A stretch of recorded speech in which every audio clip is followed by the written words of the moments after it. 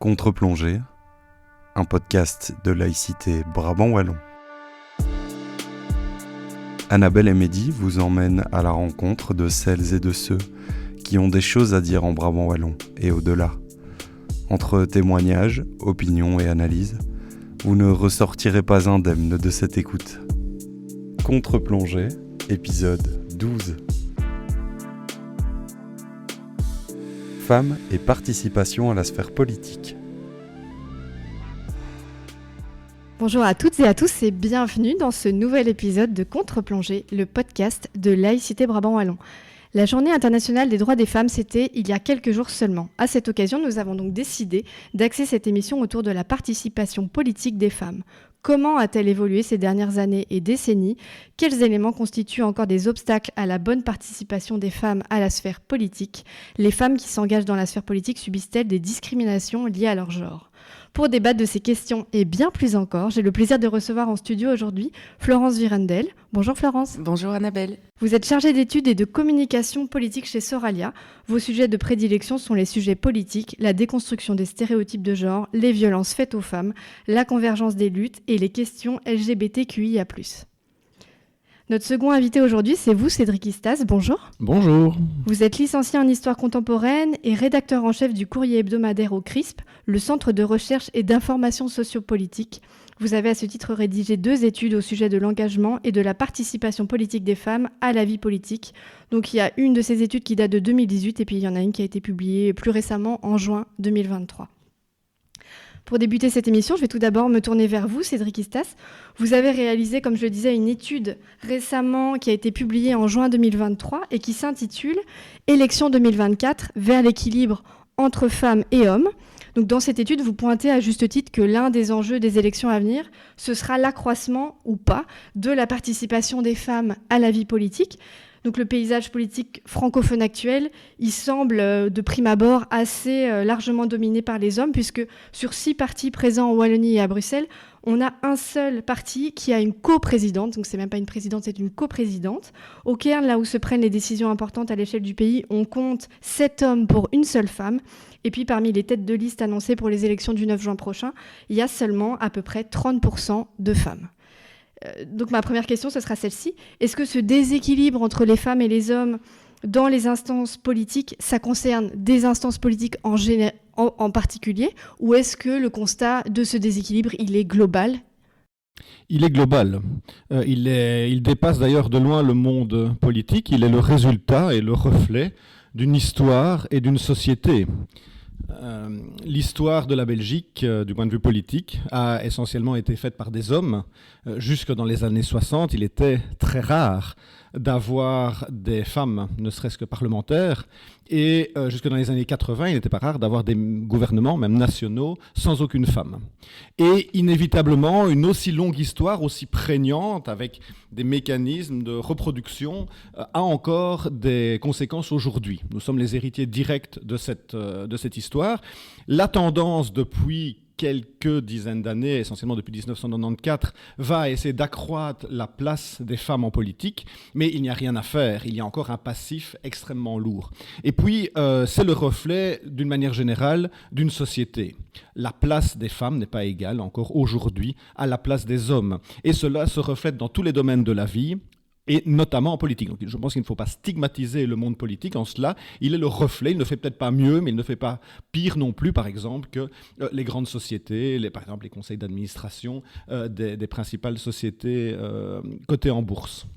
Depuis 20-30 ans, vous le disiez, hein, la participation à la sphère politique des femmes, elle est en augmentation.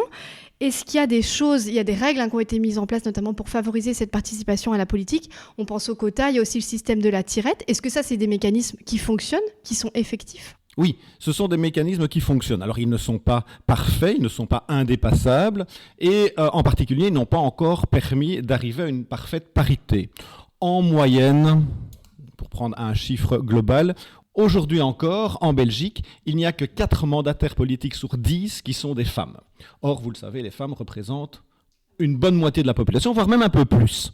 Donc, on est encore assez loin de la parité. Et ce qui est intéressant à montrer, à constater, c'est que on est loin de la parité, et plus on monte dans les sphères du pouvoir, c'est-à-dire plus on se rapproche des sphères qui vraiment ont le pouvoir, celles qui prennent les décisions, moins il y a de femmes. Il y a une espèce de plafond de verre comme ça. Si vous prenez par exemple les parlementaires, il y a presque une parité, mais si vous prenez les ministres, là par exemple, le pourcentage de femmes est bien moindre.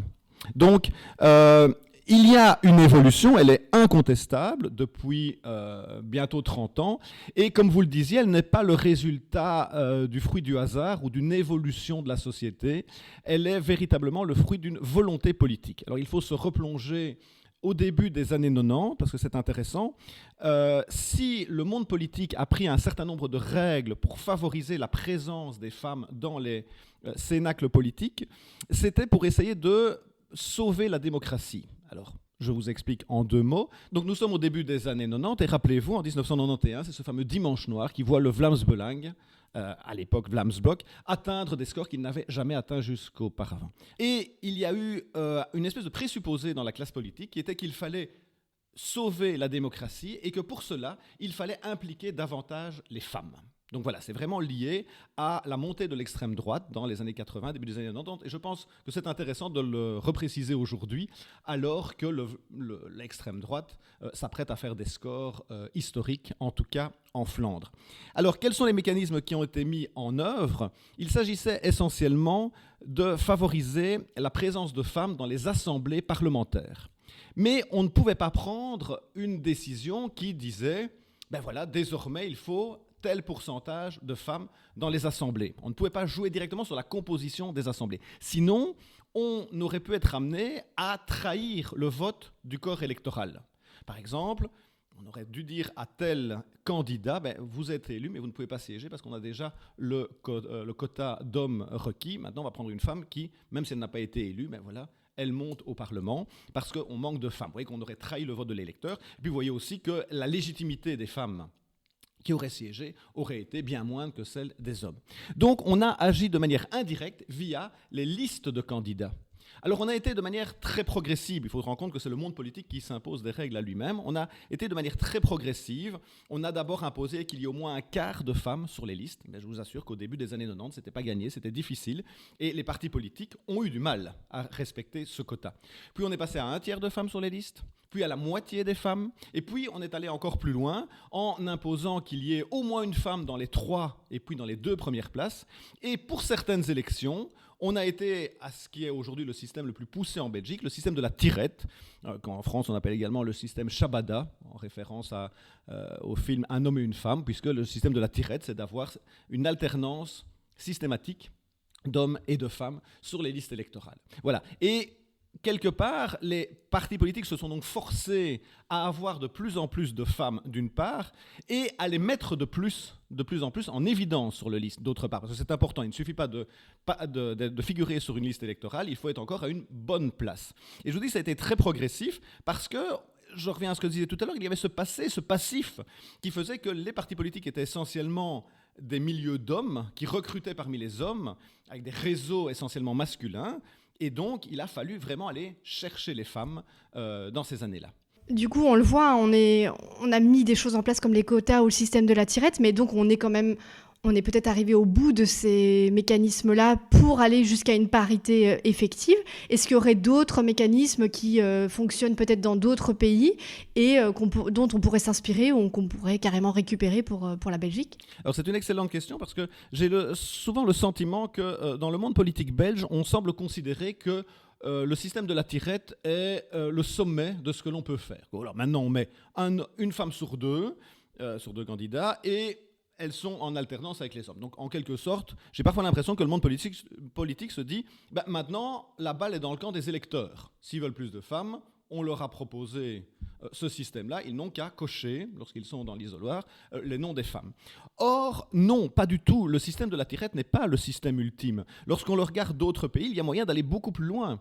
Il y a par exemple alors ce n'est pas nécessairement des assemblées nationales, mais il y a des élections à travers le monde qui fonctionnent uniquement par le système du duo.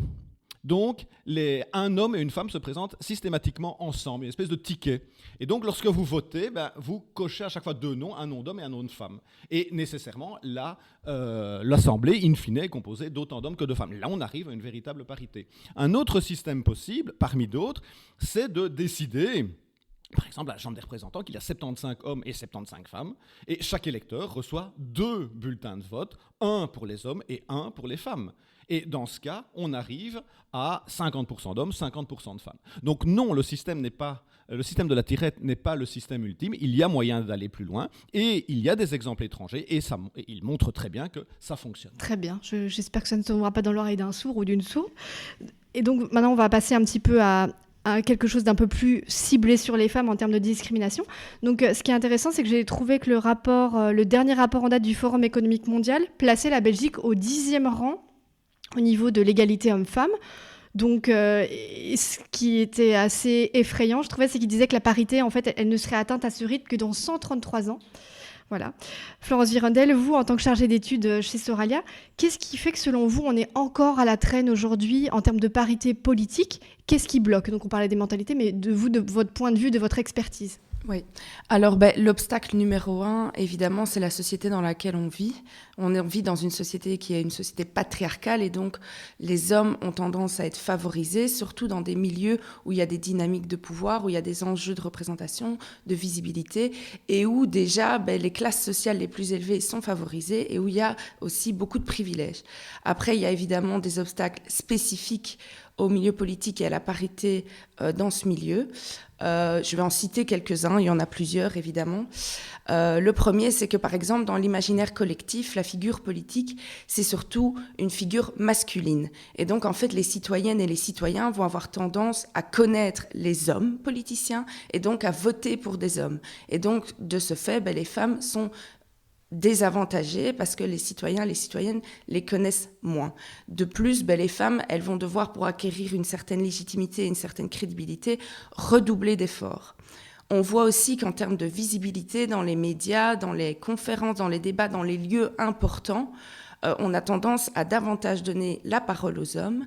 Et en plus, les femmes, elles sont entre guillemets victimes d'un phénomène qu'on appelle le syndrome de l'impostrice. Et donc, elles ont beaucoup plus de mal aussi à aller chercher cette parole et à prendre leur place dans l'espace public. Alors, il y a d'autres mécanismes aussi qui les empêchent, on va dire, d'accéder au milieu. C'est que, premièrement, en termes de conciliation vie privée, vie professionnelle dans le milieu politique, c'est très compliqué. On a des horaires qui ne sont pas du tout adaptés. Et encore une fois, au niveau sociétal, on voit qu'il y a une grosse culpabilité qui pèse sur les épaules des femmes lorsqu'elles favorisent leur carrière et qu'elles délaissent, entre guillemets, leur foyer. Et donc là aussi, les femmes ont plus tendance à se poser des questions et à être réticentes à se lancer dans une telle carrière. Et puis évidemment, dernier facteur que je citerai, c'est le sexisme en politique, les violences sexuelles. On voit que ce sont des violences qui vont des remarques aux attouchements, au harcèlement. Surtout le harcèlement en ligne, on voit que c'est un phénomène qui est de plus en plus grave, de plus en plus important, qui touche spécifiquement les femmes. Et ça a un impact à la fois sur leur vie professionnelle, mais aussi sur leur vie privée, et je dirais même parfois sur leur famille. Et donc, on a des femmes aujourd'hui qui, à l'heure actuelle, vont soit se censurer sur les réseaux, soit carrément se retirer des réseaux. Or, on sait que les réseaux sociaux aujourd'hui, c'est un outil hyper important dans une carrière politique. Au-delà de ça, on a même des femmes qui, à cause de ces violences, vont se retirer du milieu ou vont carrément être découragées dès le départ et ne pas vouloir s'engager dans cette carrière-là. Donc voilà, on voit qu'on a un milieu quand même qui n'est pas favorable à la présence de femmes de manière générale. Oui, et puis tout un tas d'obstacles pour un peu dissuader la personne en question de s'impliquer en politique.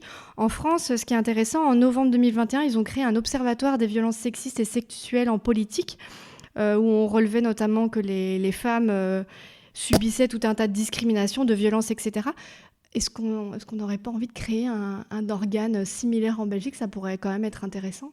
C'est tout à fait l'une des revendications qui avait été portée par 120 femmes. Il y a 120 femmes politiciennes qui, en 2022, ont rédigé une lettre ouverte justement pour dénoncer le sexisme en politique en Belgique. C'était des femmes de tout parti politique, à tous les échelons, et qui démontraient justement que on n'était pas face à un phénomène isolé, on est vraiment face à un phénomène qui est ancré dans un système. Et dans leurs revendications, elles prônaient justement la création d'un organe indépendant qui justement viendrait récolter des données sur le phénomène et qui viserait aussi à mettre en place des projets de lutte contre les violences sexistes et sexuelles dans le milieu politique. Ça, c'est une des mesures qu'on peut mettre en place. Évidemment, il y en a d'autres, mais on en parlera peut-être après. Alors le problème, il est sociétal, hein, comme vous le disiez. Chez Soralia, qu'est-ce que vous préconisez pour qu'on puisse inciter à effectivement moins de discrimination de manière générale vis-à-vis des femmes, mais aussi vis-à-vis des femmes qui veulent s'impliquer en politique? Est-ce qu'il y aurait des pistes de solutions qu'on pourrait il y a plusieurs mettre en pistes, place? Effectivement. Il y a, comme Cédric l'a dit, des mécanismes plus politiques en tant que tels qui nécessitent de réfléchir comment est-ce qu'on organise la politique concrètement. Au-delà de ça, il faut dire aussi qu'il y a une responsabilité qui pèse sur les partis politiques. Donc, voilà, le traitement, par exemple, des violences, ce n'est pas qu'une question de justice, c'est aussi une question d'éthique. Et donc, chez Soralia, on pense aussi que les partis doivent prendre leurs responsabilités. Et donc, ça passe par exemple, la création d'un code d'éthique et de conduite au sein de chaque parti qui devrait être respecté à la lettre. Ça veut dire que, voilà, on condamne directement toute forme de violence, on écoute et on protège les victimes. Donc, ça veut dire que quand il y a un agresseur présumé, on l'écarte des lieux et évidemment quand on a un agresseur condamné, on l'exclut du parti. On voit aujourd'hui que c'est toujours pas forcément le cas, malheureusement, et ça pose vraiment problème. On pense aussi que chez Soralia, il y a un travail à faire aussi sur tout l'environnement, la culture politique de manière générale, comme je l'ai déjà dit. Ça passe aussi par travailler sur le bien-être des travailleuses et des travailleurs, parce qu'au final, ça reste un milieu professionnel comme les autres, entre guillemets. Donc, on pourrait très bien imaginer la mise en place de services d'accompagnement spécifiques, la désignation de personnes de confiance auxquelles les femmes pourraient s'adresser. Il faut aussi travailler, comme j'ai dit, sur la conciliation vie privée, vie professionnelle. Et donc, je pense que oui, il y a tout un travail pour créer un espace sécurisant pour les femmes, mais aussi, et c'est important de le dire, bienveillant pour toutes et tous. Parce qu'en fait, si on met ce genre de dynamique en place, ça va servir aux femmes, mais ça va aussi servir aux hommes et ça va servir à tout le monde de manière générale. On y vient à ce type de sujet, mais du coup, je pense aussi qu'il y a aussi toute une sensibilisation des journalistes à faire par rapport au traitement médiatique qui est fait des femmes politiques qui s'engagent, etc. C'est aussi peut-être être attentif à la manière dont on va parler d'une femme ou l'autre qui se présente aux élections. Ça, c'est peut-être aussi intéressant. Je vous propose maintenant de faire un petit pas de côté par rapport à notre sujet du jour et d'écouter l'interview de Raoul. Alors Raoul, c'est un militant du collectif des femmes qui se situe à Louvain-la-Neuve. Et Raoul, il s'est mobilisé dans le cadre de la manifestation du 8 mars pour défendre les droits des femmes. On l'écoute au micro de Mehdi Toukabri tout de suite. Moi-même, je suis un féministe persuadé, parce que l'égalité homme-femme, ce n'est pas pour les femmes, c'est aussi pour les hommes. Les hommes, nous sommes gagnants avec des femmes qui sont vraiment libres, qui sont vraiment égales aux hommes, quoi. Avoir une femme qui est égale à nous, c'est magnifique, extraordinaire. C'est pour ça que je suis féministe. Alors, convaincre les hommes que l'égalité homme-femme, c'est du win-win pour tout le monde. Est-ce que pour vous, Cédric, c'est ça la solution ou une des solutions? Je ne sais pas si c'est une solution, mais ce serait de toute façon déjà une question de justice. Les femmes représentent 50% de la population. Je ne vois pas pourquoi elles ne représenteraient pas 50% des décideurs. On sait que progressivement, les représentants politiques n'ont jamais été un miroir fidèle de la population, notamment du point de vue des classes sociales. Mais on voit qu'il y a de plus en plus d'écartement, d'écart entre la population et les représentants politiques à toute une série d'égards, mais également au point de vue de la diversité culturelle, diversité sociale. Et voilà, il faut constater que diversité des genres, on n'est pas encore à une parité. Et je trouve que ce serait une question de justice, mais comme on l'a dit, c'est une question sociétale, sociale, vraiment qui concerne la société dans son ensemble. Et voilà, on l'a rappelé au cours de cette interview, c'est très frappant de voir que encore les médias aujourd'hui parlent très souvent des hommes politiques pour désigner l'ensemble de la classe politique. Moi, je veille à parler toujours des mandataires politiques.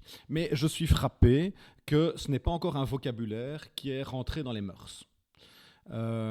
Et il y a des efforts à faire de part et d'autre. Le politique a des efforts à faire, vous le disiez en introduction. Aujourd'hui, parmi les têtes des partis, les présidents de partis, il y a très très peu de femmes. Et c'est une situation qui perdure. Or, en Belgique, on est dans une situation de particratie. Les véritables preneurs de décision, ce sont les présidents de partis. Ou ce sont les premiers ministres, vice-premiers ministres, ou au niveau des entités fédérées, les ministres-présidents, vice-ministres-présidents. Et que constate-t-on ? Que les femmes sont clairement sous-représentées. Au Cairn, une femme sur 8. Ou reléguées dans des compétences dites féminines, par exemple une femme à la défense, etc. Ce type de compétences, ça ne se voit pas, ou alors c'est extrêmement rare. Ça, c'est aussi hyper intéressant, je trouve, même si on n'a pas eu l'occasion d'en parler aujourd'hui, mais c'est aussi une attention à avoir par rapport aux domaines de compétences. Oui, les domaines, effectivement, les femmes sont rentrées par des compétences considérées comme féminines. La première ministre que l'on a eue en Belgique, elle s'occupait de la famille, notamment. Aujourd'hui, quand même, depuis des Joël Milquet, depuis des Laurette Ankelings à la tête des SPF intérieur, justice, etc., on voit que c'est une distinction qui tend à s'amenuiser. Mais il est clair que le monde politique n'est pas encore un donneur de leçons. Maintenant, il y a aussi les électeurs. On voit que dans certains électorats renforcent les dynamiques des partis politiques. Par exemple, Écolo est un parti c'est le parti qui veille le plus à avoir une parité, voire même un peu plus parfois, sur ces listes électorales. On voit que le corps électoral renforce encore cela. Donc on voit qu'il y a une dynamique vraiment du corps électoral. Par contre, le Vlaams Belang est sans doute le parti qui met le moins en évidence les femmes. Et bien figurez-vous que son électorat élit encore moins de femmes. Donc là aussi, on voit qu'il y a un renforcement. Et il sera très intéressant d'observer les prochaines élections. Mais ce qui m'a frappé ce matin, j'ai fait une petite statistique en venant ici, un élément très important, ce sont les têtes de liste pour les élections. Donc vraiment les personnes qui tirent la liste, celle qu'on voit le plus, le premier nom qui apparaît sur le bulletin de vote très concrètement. Alors on n'a pas encore les listes définitives, mais pour les élections du 9 juin, prochain, j'ai regardé, que ce soit au niveau fédéral, régional ou européen, pour toutes les circonscriptions en Wallonie et à Bruxelles, et j'arrive à peine à 30% de femmes, donc même pas un tiers, 30% de femmes tête de liste. Donc les partis politiques ne mettent pas en avant les femmes, même quand elles existent. Il y a quand même des ministres sortantes, il y a des parlementaires sortantes. Imaginez-vous qu'il y a des circonscriptions entières où il n'y a pas une seule femme tête de liste pour certains niveaux de pouvoir. Oui, et là aussi, on voit que plus on augmente dans, les sphères hautes politiques, plus les femmes disparaissent. Le niveau européen qui n'est pas très valorisé en Belgique, on voit qu'il y a 33% de femmes tête de liste. Le niveau régional, qui apparaît toujours comme un niveau secondaire, 33%. Par contre, le niveau fédéral, qui apparaît comme le niveau principal, on n'a plus que 25% de femmes tête de liste, à peine une femme sur 4. Donc on voit que vraiment, il y a des logiques qui restent à casser et qui sont encore très, très, très présentes dans le monde politique, et je vous dis qui parfois sont renforcées par le corps électoral. Florence, une réaction par rapport à l'interview de Raoul qu'on a entendue ? Je dirais que oui, comme je l'ai dit, la participation des hommes est hyper importante en tous les cas. Chez Soralia, elle est fondamentale vu que nous, on est un mouvement mixte et donc on touche à la fois des femmes et des hommes. Et pour rebondir sur ce que Cédric a dit, je dirais aussi qu'au-delà d'une question de justice, c'est aussi une question de démocratie. C'est une question démocratique en fait. Voilà, dans une démocratie, tout le monde est censé avoir droit à la parole de la même façon, tout le monde est censé être mis sur un pied d'égalité, et en fait, on constate que c'est pas du tout le cas. Donc vraiment, j'appelle notamment les partis à prendre conscience que pour vivre dans une société pleinement démocratique, il faut atteindre cette parité aujourd'hui, quoi. Tout à fait. Alors, on vient de le dire, l'année 2024, elle va être jalonnée d'élections qui vont concerner différents niveaux de pouvoir. Et Mehdi va tout de suite nous parler d'écart salarial entre les femmes et les hommes. Et vous allez voir, c'est très intéressant. Ben oui, Annabelle. Donc, comme vous le savez certainement toutes et tous, le 9 juin prochain, on vote. On vote pour désigner nos représentants et représentantes, évidemment, européens, fédéraux, mais aussi régionaux.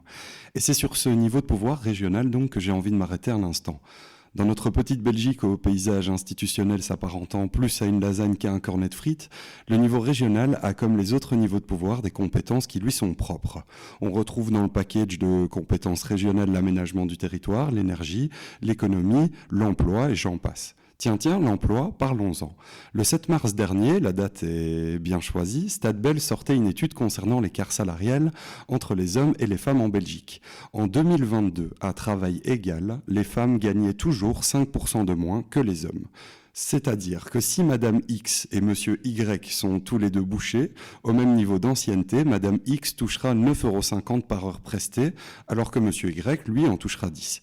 Cela peut paraître risible au niveau horaire, mais si l'on multiplie le tout au niveau annuel, c'est presque 1 000 € de moins dans la poche des femmes, et ce, pour le seul motif qu'elles sont femmes. Ce constat n'est pas simplement ancré au niveau belge ou européen, mais aussi au niveau américain. C'est d'ailleurs pour ces recherches qui ont permis une meilleure compréhension des différences de revenus et de taux d'emploi entre hommes et femmes aux États-Unis que Claudia Goldin a été récompensée par le Nobel d'économie en 2023, l'année passée. Comme un message lancé à la société et aux politiques, ce Nobel d'économie décerné pour la 3e fois à une femme, c'est très peu, nous permet de nous rendre compte qu'un plafond de verre existe dans notre société et que des mots ne résorberont certainement pas le manque à gagner pour des femmes, mais résonneront, on l'espère toutes et tous, dans l'esprit des citoyens au moment du vote, tout autant que dans les discussions autour de la formation des futurs gouvernements fédéraux et régionaux. Merci Mehdi pour cette piqûre de rappel, bienvenue. Alors Florence et Cédric, maintenant j'ai une dernière petite question pour vous.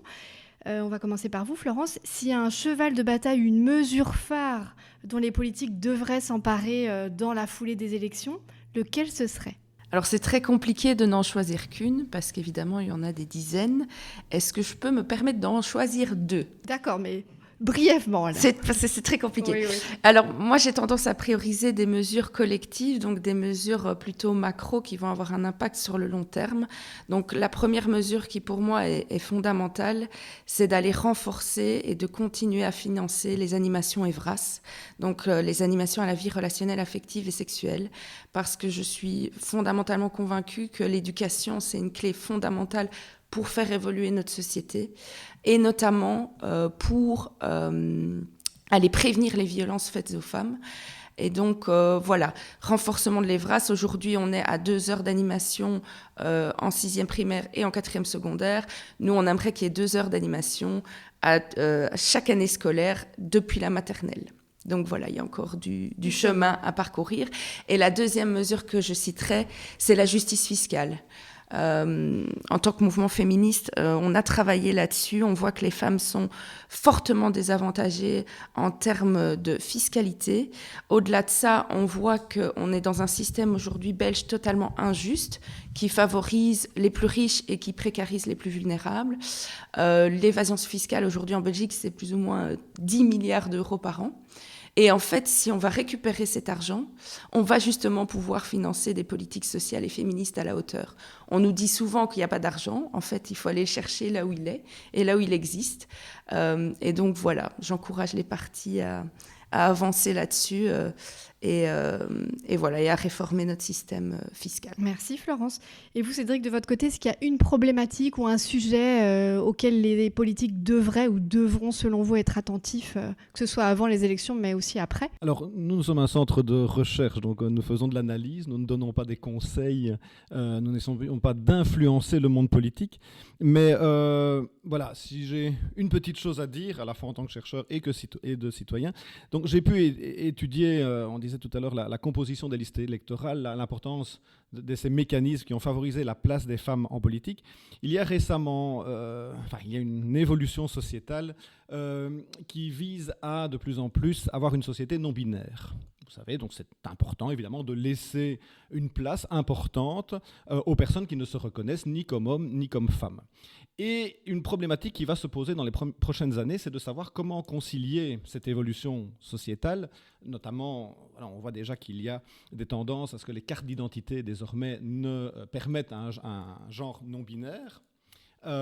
C'est encore une fois une très bonne chose. Mais je me pose la question de comment concilier ça avec les systèmes qui actuellement favorisent la place des femmes en politique. Concrètement, comment réussir à garder un système tel que celui de la tirette si il faut faire une place autre que hommes et femmes. Donc, je pense qu'il faut favoriser évidemment l'inclusion de tous, mais j'espère très sincèrement que du point de vue des règles électorales, cela ne se traduira pas de facto, voire de jure, par un recul du droit des femmes. Et donc la question du genre et de la non-binarité à prendre en compte à l'avenir, effectivement, avec l'évolution de notre société, tout à fait. Voilà, pour que l'inclusivité augmente sans cesse, mais qu'elle ne se fasse pas aux dépens d'un des deux genres, parce qu'on le sait, ce sera nécessairement aux dépens des femmes. Oui, tout à fait. Et maintenant, l'heure de clôturer cette émission. Je tiens à remercier chaleureusement nos deux invités du jour pour leur éclairage respectif, tout en pertinence et en nuance, sur un sujet aussi essentiel que la participation des femmes à la vie politique. Je tiens à rappeler que si vous êtes victime d'une forme de discrimination ou que vous pensez l'être, vous pouvez contacter gratuitement le 0800 12 800. Enfin, pour tout ce qui concerne les discriminations liées au genre, c'est l'Institut pour l'égalité des femmes et des hommes qui est compétent. N'hésitez pas à vous rendre sur leur site internet pour vous informer ou demander conseil concernant les démarches à entreprendre. Je vous souhaite une belle journée et vous dis à très bientôt pour un nouvel épisode de Contre-Plongée.